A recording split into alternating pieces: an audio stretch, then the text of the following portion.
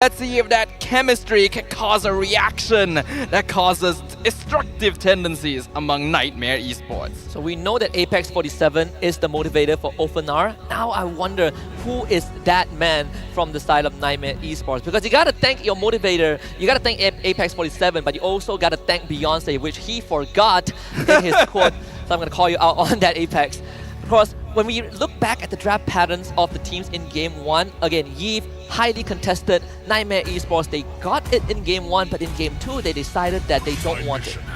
Yeah, they had to pick Eve anyway because this is a hero that you cannot really afford to get left open. That real-world manipulation is such a powerful tool for controlling team fights, but Ofenar already baited them in that direction by picking the Valentina first. So with it gone from the pool, it's a little less for Nightmare to have to worry about, and they will start by contesting the Cho straight away. It was a ban that they kind of pulled through in the first game because it was flexed by Ofenar yesterday. Well, for Ofenar, they didn't really make any changes, still the same bans. And now Khalid, Gatot, they're all on the table. We saw that Valentina Hylos opening in Game 1, but Hylos has been banned by Nightmare. I think banning out Hylos is a really good shout here. That Glorious Pathway is such a powerful tool to not just engage, but also to split apart fights. We saw it being used to cut off the Tier 2 previously, and that just made movement difficult. But with Hylos gone, you will go ahead and snatch up the Gatot. It does, again, set Ofenar up for any particular big ultimates that Nightmare Esports will have. So the Aurora comes through, this one is pretty much expected. The Khalid was also an option.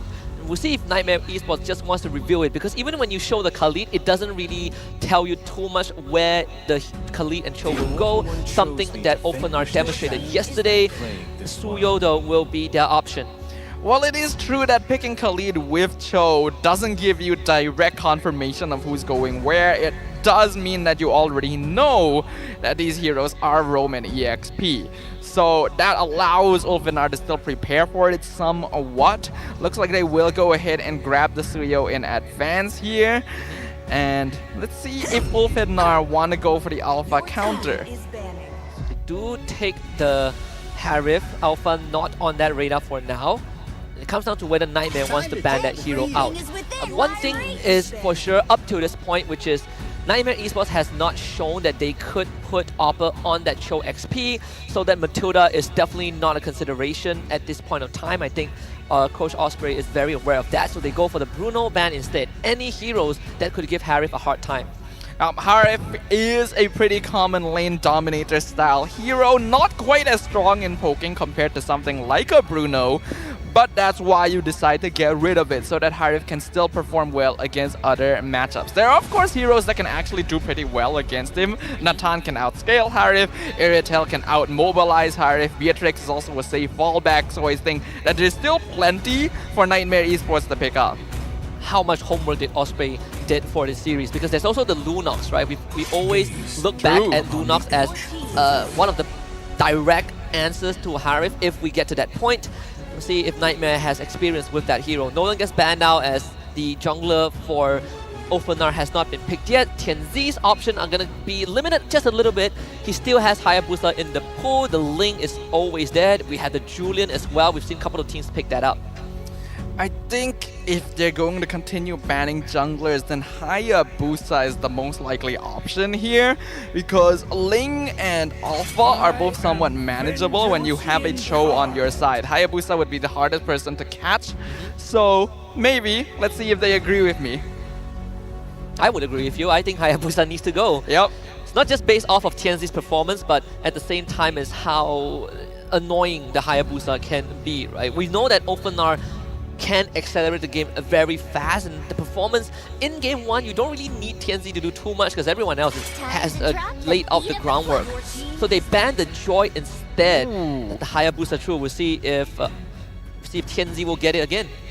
I guess Joy is also kind of annoying to deal with, but I do feel like it's a little easier to catch in comparison. So because of that, Hayabusa gonna get locked in by TNZ once again, and they're gonna keep Alien's pick a mystery until the very end. Let's see if he does go back onto the Terizla. There is a 1+ point for Nightmare's current draft. You have two heroes that have ways to deal with Hayabusa. Well, Aurora has the passive. Suyo sort of have iframes and damage reduction with the Immortal form as well. So I suppose it's a bit more manageable compared to that Game 1 situation. Now they gotta reveal the last two picks. First of all, is this gonna be a roam show for Jaspin? And what is the marksman gonna be? Is that Lunox a consideration? I think Lunox Or would... Beatrix, I think. I actually do think Lunox would be a pretty good idea because the Brilliance also helps you deal with Hayabusa somewhat, right? It's already known to be a counter to Harif in lane, but looks like they'll go for the more reliable Natan and the Edith. Still think Khalid is good for Ophenar. It is open. They do play that Khalid too. So you did point out that Gatot isn't the best engager alone, right? So you need kind of a secondary setup. I mean, there's still Terizla for Alien if he really wants that. Yeah, Terizla is open. Like you mentioned, the Khalid is still open. I'm trying to think if there's anything else that Alien could go for at this point. He could also pick up the Gatot and become the secondary initiator if they grab something else for Apex, since the roam hero pool is actually still quite open at this point. That too. Unless they throw a curveball and go Matilda, but I don't see that happening. And he's not in this draft. So the Arlet. Me and LaFell have been talking about the Arlet yesterday. When will we get to see this hero, right? High skill cap, but also one of the biggest playmakers in the current game. And wow, Ophenar will give us the taste. First Arlet appearance on the wildcard stage. I think this is a very Ophenar type draft. You have the Arlet to start off the fight, then you follow up with the Gatot and high mobility heroes in the Hayabusa and Harif to really play around things. Nightmare Esports gonna have a pretty tough time here, I think, in this game, but they definitely have a solid scaling curve. If they can play well around the Suyo, Cho, and Edith in the early game, then that could set up the snowball they're looking for. And they definitely have a lot more early damage compared to Game 1, so Nightmare have a chance to actually push us to a Game 3, but Ophenar is going to ride off the way from Game 1. Let's see if that will continue in Game 2. The land of Dawn shall bear witness to what could potentially be the conclusion of the conflict between these two opponents here at the M6 Wild Card stage. Ladies and gentlemen, make sure you guys stay in your seats because this is going to be a match worth watching. It definitely is going to be. Let the suspense build up just a little bit as we'll get a bit more time to talk about the properties of the draft. Again, Nightmare Esports didn't really have the most damage in that early to mid game in Game 1, especially dealing with a Hylos that has an elegant gem. It's just such a tough cookie to cut through. But in Game 2, you got good control of Aurora, you got good damage early with Suyo as well, and not to mention decent ways to handle that Hayabusa if push comes to shove. So Ophenar will have to try and find ways to play around these angles, which gives a bit more breathing room to Nightmare Esports. Or lest we forget, this is a pivotal game. This is a pivotal match. A victory here is the only way they can keep their chances of going to M6 alive. Not just that, it also continues to put Laos on the map, especially when you look at the local region, at least for the Mekong region. Their biggest rival has always been Legion Esports or ex-Xeno Zenith, right? There's always been that mountain that they could not summit. And not just that, right now, you got another one to worry about before you even consider moving to the next step. Nightmare, like you mentioned at the start of the series, they always fall short at the finishing line. They always fall short before cutting that ribbon. And if history repeats itself, it is going to be at the end of this game with Nightmare being on the losing side.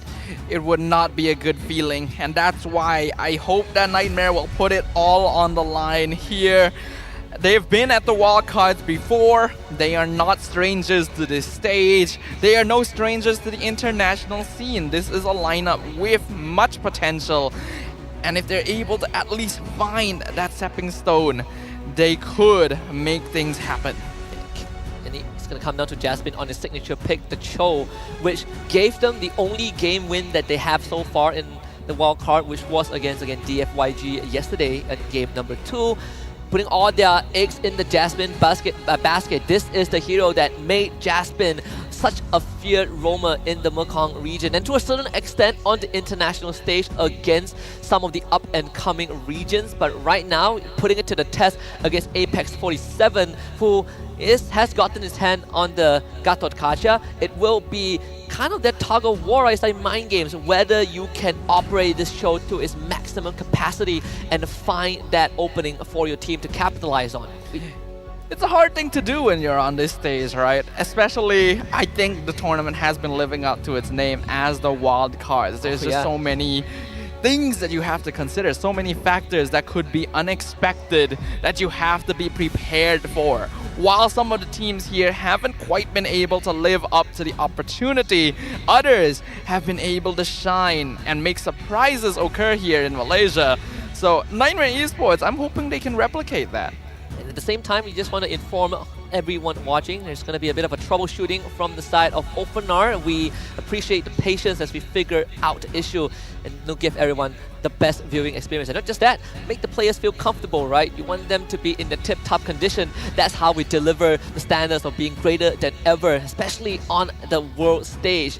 But it also gives, I guess, Nightmare some time to start thinking about the steps to make when you go into that game one. Again, we highlighted Jasmine so much. Game one felt like he had that glimpse of, I want to make that play, but I wasn't given the room. Now, he gets exactly what he wished for, so hopefully he can pull it off. But we also got a hot topic, and I want to ask you this one. Are we in the era of fighter junglers, or not really? If the era of fighter junglers refers to Suyo and Alpha specifically, then yes. Otherwise, no, I don't really agree, because it's only these two particular fighter heroes that are actually being played in the meta right now. Otherwise, you still shift quite heavily into assassins, right? We have the Hayabusa, we have the Ling, we have the Nolan. Suyo kind of counts as half assassin as well. Yeah. So, you know. I think the only one I could think of as the third candidate for a fighter, well, not really even a fighter, is the Fredrin, right? It was slightly buff. I know Sujin played it in MPL ID, but I feel like with Alpha around, you just don't feel as good. Maybe Boxer, like that one was also kind of an old guard, right? Fredrin against Boxer was a thing, but right now we see the Alpha into Suyo. In fact, I think I heard somewhere that Baxia right now has the lowest pick rate of all heroes in pubs. In pubs? Yeah. And I thought Cyclops had the lowest pick rate. No, not anymore. I think Cyclops is actually pretty solid. Boxer has lower pick rate than more complicated heroes like Arlet. Yeah. Wow. I'm surprised. Because even complicated heroes, people will try to play them. We're not talking about win rate, we're talking about pick rate. That is true. That is true. I could understand in that degree why Boxer isn't a thing, because I, till today, have no idea how to play Boxer. You just roll around. That's what they say, right? You roll with it. But winning is another thing. Though I do miss that era. Like, if you ask me, the perfect scenario would be a mixture of having a decent amount of assassin and a decent amount of fighters / tanks in the jungle. I agree with you. I think... When was the last time we had that? I don't think we've ever had that, actually. I think this is the closest we've ever come to that, because it's always been like assassin meta or tank meta. That's true. There's one in between though, the Martyrs, but that one is like a very isolated case, right? We see that by Vamos and it was picked 2 times and it had like a 50% win rate. Very small sample size. Like, I think generally whenever fighters are meta in the jungle, it's only like specific fighters, right? It's not really a fighter jungle meta. Except, I guess, when the game first launched, you know? I think that's the only time, because there weren't really a lot of tanks in the first place then. Yeah. Special mention to some junglers who still pull out fighter in the jungler, because we got Paquito jungle for BTK and Insidio, which they did pull out, Justinian and Mobazane, which is interesting. But for now, we are going to take a bit of time to troubleshoot the issues, so we will take a short